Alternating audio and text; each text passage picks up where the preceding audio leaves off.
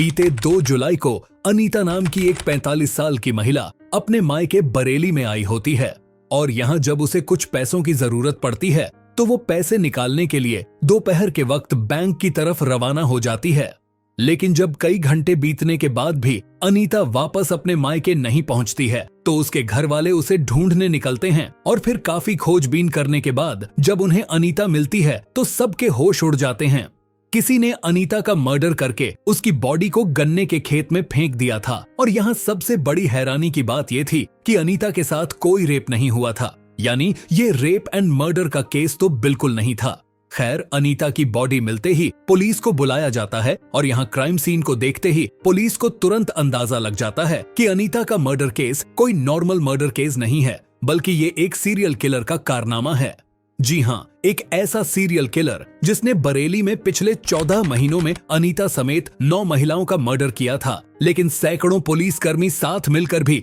उसे अब तक पकड़ नहीं पाए थे। ऐसे में सोचने वाली बात है कि आखिर वो सीरियल किलर किस हद तक चालाक था जो वो 14 महीनों में 9 मर्डर्स कर पाया और पुलिस को उसके सर का एक बाल तक नहीं मिला। आखिर ऐसी क्या कमी रह गई थी पुलिस की खोज में जो 300 पुलिसकर्मी भी साथ मिलकर एक क्रिमिनल को ढूंढ नहीं पाए। ऊपर से यूपी पुलिस ने इन मर्डर्स के केस में 3 ऐसे लोगों को बंदी बना लिया था जो कि शायद से बेकसूर थे।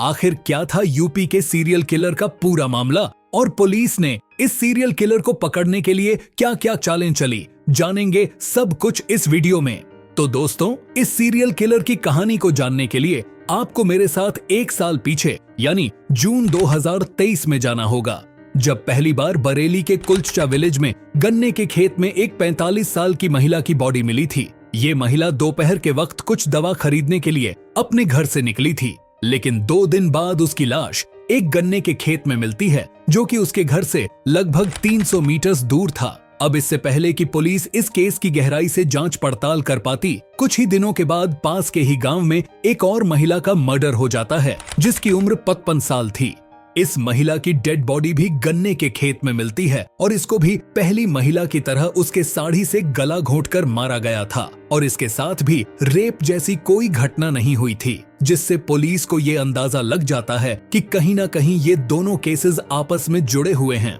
लेकिन आज पास पूछताछ करने पर पुलिस को कोई सटीक जानकारी नहीं मिल पाती है, इसलिए अब पुलिस मर्डर की लोकेशन के आसपास के 25 किलोमीटर के दायरे में सीसीटीवी कैमरास लगा देते हैं। लेकिन इसके बाद भी मर्डर का सिलसिला रुकता नहीं है और जून में ही सेम पैटर्न को फॉलो करते हुए एक और महिला का मर्डर हो जाता है। यानी कुल मिलाकर जून 2023 में बरेली में 3 मर्डर्स बैक टू बैक होते हैं, जिसके बाद जुलाई, अगस्त और अक्टूबर महीने में एक मर्डर होता है और फिर नवंबर में 2 महिलाओं का और मर्डर होता है। यानी कुल मिलाकर बरेली में जून से नवंबर तक टोटल 8 महिलाओं के मर्डर हो जाते हैं जिनकी उम्र 45 से 55 साल के आसपास थी और इन सभी मर्डर्स का पैटर्न सेम होता है, यानी सभी महिलाओं को या तो उनके साड़ी से या फिर दुपट्टे से गला घोंटकर मारा गया होता है और सभी की बॉडी गन्ने के खेत में मिलती है, जिससे एक बात तो अच्छे से क्लियर हो जाती है कि बरेली में कोई साइको किलर खुलेआम घूम रहा है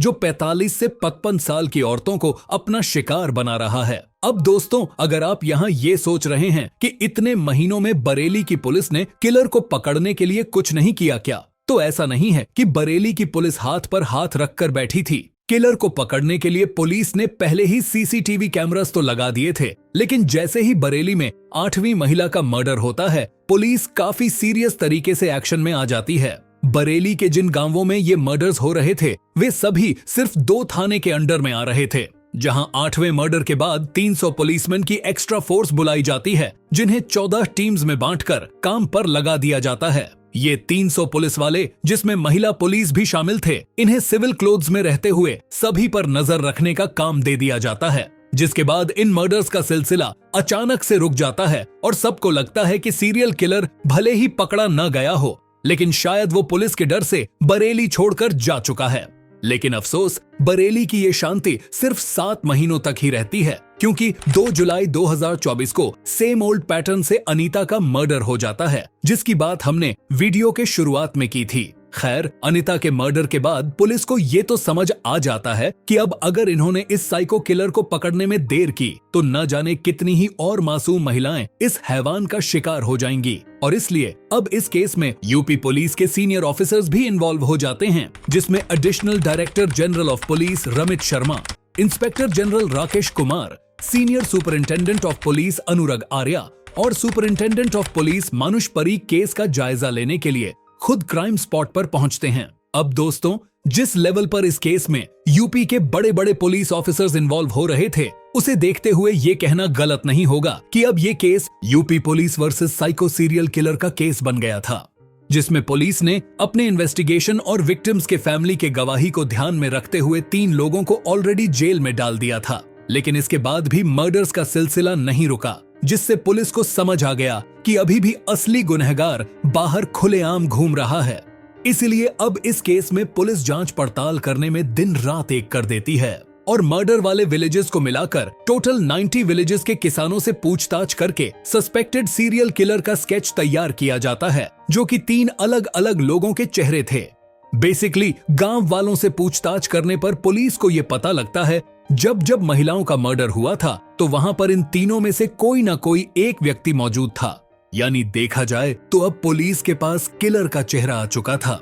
बस अब जरूरत थी तो किलर को ढूंढ निकालने की, जिसके लिए पुलिस हर जगह पर चेक पॉइंट्स लगाती है, जहां हर एक व्हीकल को रोककर उसकी जांच की जाती है। साथ ही अब गांव वालों को भी चेतावनी दे दी गई थी कि वे अपनी सुरक्षा में कोई लापरवाही न बरतें और जब भी घर से बाहर जाएं तो अकेले न जाकर ग्रुप्स में जाने की कोशिश करें। इसके अलावा बरेली के लोगों के लिए अलग से 2 मोबाइल नंबर भी अलॉट किए गए, जहां वे कोई सुराग मिलने पर या खतरा महसूस होने पर कॉल कर सकें। और इस तरह से फाइनली 9 अगस्त को सीरियल किलर पकड़ा जाता है, जो कि स्केच में बनाए गए 3 व्यक्तियों में से एक था। अब बात अगर इस क्रिमिनल की करें तो इसका नाम कुलदीप कुमार गंगवार है, जिसकी उम्र 35 साल के आसपास है। पुलिस ने जब कुलदीप से उसके मर्डर्स करने का कारण पूछा तो उसने बताया कि उसे महिलाओं को मारने में मजा आता था और वो जिस भी महिला को मारता था उसे अपना शिकार कहकर पुकारता था। जिसके बाद पुलिस ने कुलदीप से पूछा कि वो सिर्फ 45 से 55 साल की ही औरतों को क्यों मारता था, तो इस पर कुलदीप बताता है कि उसे इस उम्र की औरतों से नफरत है,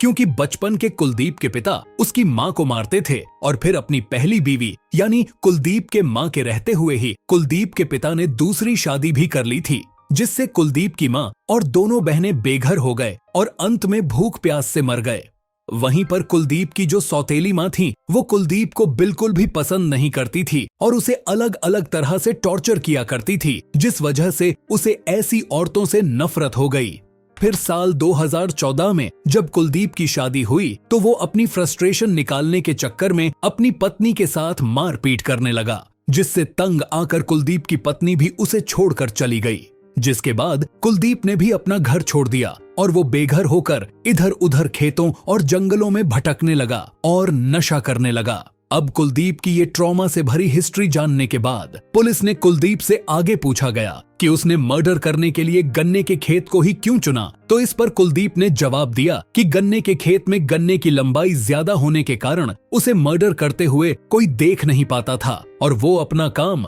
आसानी से कर लेता है। लेकिन दोस्तों, यहाँ एक और शॉकिंग बात ये निकल कर आती है कि कुलदीप के अकॉर्डिंग उसने 9 नहीं बल्कि सिर्फ 6 महिलाओं को ही मारा था। तो अब सवाल ये है कि बाकी 3 महिलाओं को किसने मारा? तो दोस्तों, हिंदुस्तान टाइम्स के इस आर्टिकल के अकॉर्डिंग बाकी 3 महिलाओं का जो मर्डर हुआ था, भले ही उसका पैटर्न कुलदीप के मर्डर के पैटर्न से मैच हो रहा था, लेकिन उन्हें कुलदीप ने नहीं बल्कि किसी और ने मारा था। जिसमें से पहली महिला, जिसकी उम्र 50 साल थी और नाम कलावती था, उसकी डेड बॉडी 5 जून 2023 को उसके ही खेत में मिली थी। इस मर्डर में कलावती के हस्बैंड ने ये स्टेटमेंट दिया था कि डॉक्टर्स के अकॉर्डिंग किसी ने कलावती का गला घोंटकर उसकी हत्या की है, लेकिन इसके बावजूद भी कलावती के हस्बैंड ने न कोई पुलिस कंप्लेंट की और न ही कलावती का पोस्टमार्टम होने दिया, जिस वजह से अंत में पुलिस को न चाहते हुए भी ये केस बंद करना पड़ गया। जिसके बाद बात अगर दूसरे मर्डर की करें तो इसमें 22 जुलाई 2023 को 40 साल की कुसुम खेतों में डेड मिली थी,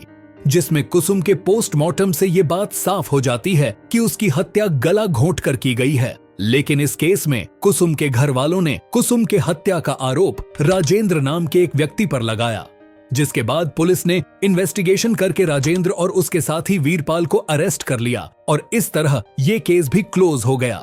जिसके बाद बात अगर थर्ड मर्डर की करें तो 23 अगस्त 2023 को 43 साल की वीरावती अपने ज्वालापुर गांव में डेड पाई गई थी। एंड इस केस में वीरावती की बेटी ने अपने ही गांव में रहने वाले मिश्री लाल पर मर्डर का आरोप लगाया था, जिसके बाद पुलिस ने मिश्री लाल को अरेस्ट करके ये केस भी क्लोज कर दिया। तो इस तरह दोस्तों पिछले 14 महीनों में बरेली में हुए 9 महिलाओं के मर्डर का केस सॉल्व हो गया। अब दोस्तों अगर आप अभी तक ये सोच रहे हैं कि गांव में रहने वाला कुलदीप गंगवार तो एक साधारण सा कम पढ़ा लिखा इंसान था, तो फिर वो कैसे 14 महीनों तक पुलिस को चकमा देकर एक के बाद एक 6 मर्डर्स को कर पाया?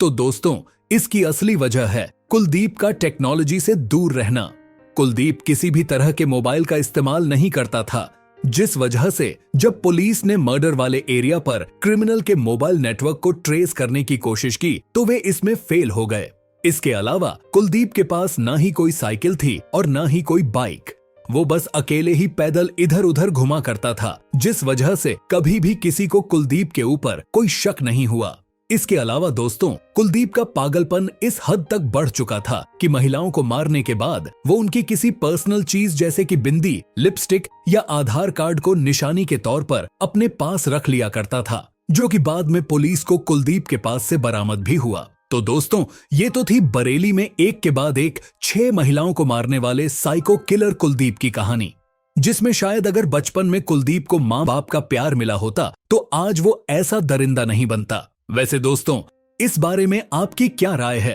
क्या कुलदीप के साथ बचपन में जो हुआ वो इस बात को जस्टिफाई करता है कि वो बेकसूर औरतों का मर्डर करे? मेरे ख्याल से तो बिल्कुल भी नहीं। लेकिन इस बारे में आपकी क्या राय है ये हमें कमेंट्स में जरूर बताएं। तो आज के लिए बस इतना ही। वीडियो पसंद आई हो तो इसे लाइक और चैनल को सब्सक्राइब करना ना भूलें। Thanks for watching.